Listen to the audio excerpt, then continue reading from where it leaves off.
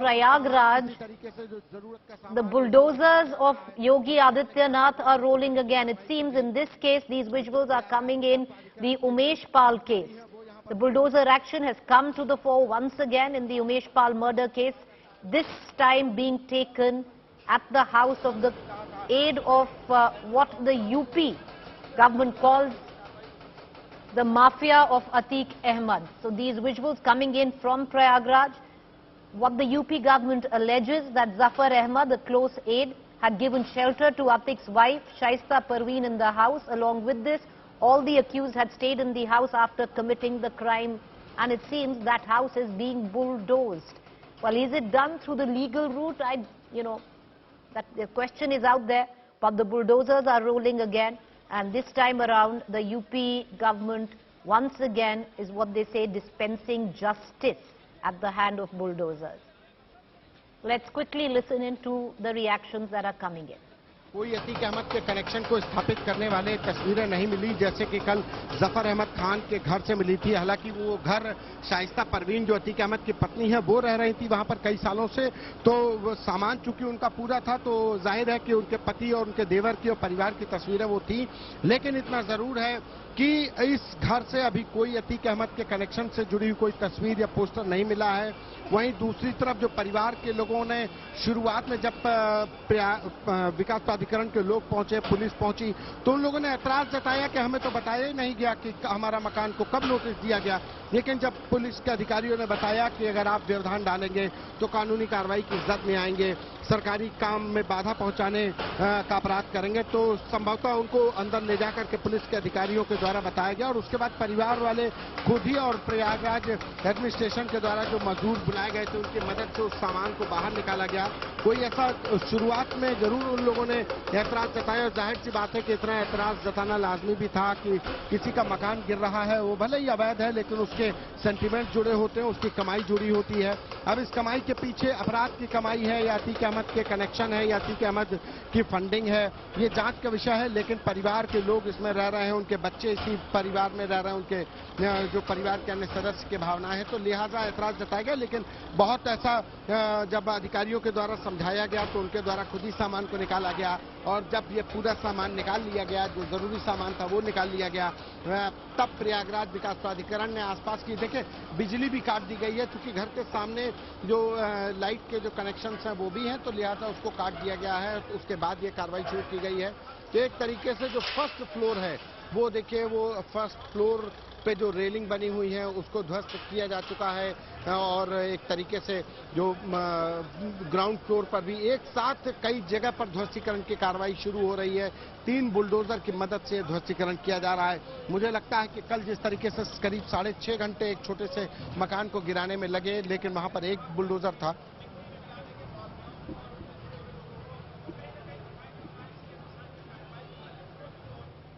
All right, so that's my colleague Santosh reporting from the very latest in Prayagraj. This is the residence once again, what is alleged to be a close aide of Atiq Ahmed, and that is where the bulldozers are rolling. Now, days after the sensational murder of lawyer Umesh Pal in Uttar Pradesh, all the fallout of that being witnessed with these bulldozers. Let's try and once again listen in to some. खिलाफ कार्रवाई के एक symbol हो गया है। Symbol है बाबा का bulldozer चलेगा, कहते भी हैं बाबा ने भी कि बाबा का बुलडोजर आया। अब बुलडोजर चलता है तो लोग कहते हैं बाबा का बुलडोजर। तो यानी कि अब ये बुलडोजर एक ध्वस्तीकरण का, अपराधियों के खिलाफ कार्रवाई का एक सिंबल हो गया है। लेकिन अगर हम कल की कार्रवाई की बात करें तो कल जब तंग गली में ये कार्रवाई शुरू की गई, वो तंग गली थी, वहां पर एक ही बुलडोजर चल सकता था, लेकिन वो एक मोहल्ले नुमा का था। लेकिन ये एक सड़क गई हुई है, मेन सड़क है, कसारा मसारा एक मोहल्ला है और चकिया, उसको कनेक्टिंग करते हुए जो अतीक अहमद के घर की तरफ जो सड़क जाती है उसकी ये मेन सड़क है। अब लिहाजा और यहाँ पर एक साथ 3 बुलडोजर से कार्रवाई करने की एक तरीके से एक जगह भी है, लिहाजा प्रशासन नहीं चाहता कि इसमें बहुत ज्यादा टाइम लगे और एक साथ ये 3 बुलडोजर लगा करके इसका ध्वस्तीकरण किया जा रहा है, क्योंकि इस कार्रवाई को सूर्यास्त से पहले, नियमतः सूर्यास्त के बाद अमूमन बुलडोजर नहीं चलता है, तो वो बुलडोजर को चलाया जा रहा है ताकि ये समय रहते इसको गिराया जा सके और इसको गिराने के बाद मलबा भी इकट्ठा होगा। तो चूंकि जगह है यहाँ पर बुलडोजर को चलने के लिए, बुलडोजर को काम करने के लिए, लिहाजा एक साथ यहाँ पर, और दूसरा सिंबॉलिक तो है ही है, एक संदेश तो देना ही है ऐसे माफियाओं के खिलाफ। जिस तरीके से उमेश पाल मर्डर केस में अतीक अहमद का नाम आया और अतीक अहमद के लोगों का नाम आया, अतीक अहमद के ऊपर साजिश का आरोप लग रहा है, अतीक अहमद के जो करीबी बिल्डर हैं, बमबाज हैं, गुड्डू मुस्लिम, उसका नाम आया, मोहम्मद गुलाम का नाम आ रहा है, साबिर का नाम आ रहा है, और तो और जो एक कार से उतरता हुआ शख्स बताया जा रहा है वो तो अतीक अहमद का बेटा ही बताया जा रहा है। तो इस कार्रवाई को मैसेज गिविंग भी कार्रवाई मानी जाएगी कि अतीक अहमद या माफियाओं से अगर कोई भी रिश्ता रखा किसी ने, एक सीधे संदेश है कि माफिया से रिश्ता रख करके कोई काम करेगा तो वो अवैध होगा, उसके खिलाफ कार्रवाई होगी। बहुत सीधा संदेश है। एक टाइम था कि माफिया से जो लोग रिश्ता रखते थे वो समाज में अपने आप को ताकतवर बताने की कोशिश करते थे, लेकिन अब इस कार्रवाई से एक ये संदेश देने की कोशिश है कि माफियाओं से संपर्क में आए या माफियाओं के सरपरस्त बने, माफियाओं के मददगार बने या माफिया के साथ नाम जुड़ा तो बुलडोजर चलेगा, कानूनी कार्रवाई होगी।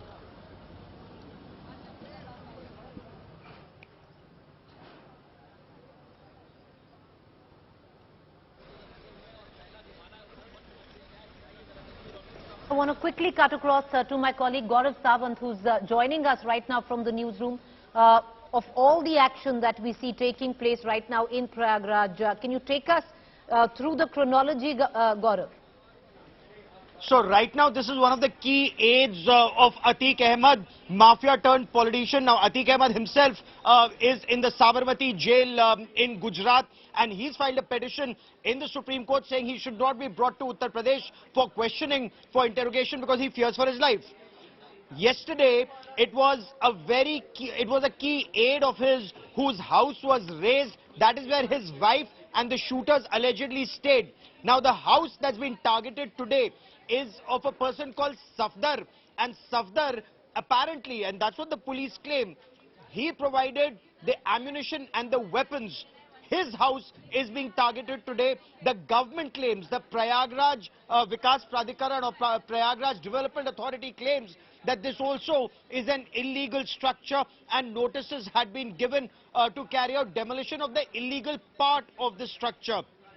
That's what we've been told. But as you asked and as several people have been asking, whether this Baba ka bulldozer, as Santosh and people in Uttar Pradesh refer to the demolition drive, is in a way sending out a message to the mafia that they cannot indulge in crime. And the question that's being asked is whether due process of law has been followed in this case. Now, the police claim all process of law is being followed in dealing with the criminals. This is the activity of the Development Authority. All right, Gaurav, appreciate you joining us with that quick update. I'm going to slip into a break, so stay with us. On the other side, my colleague Shivaru takes over.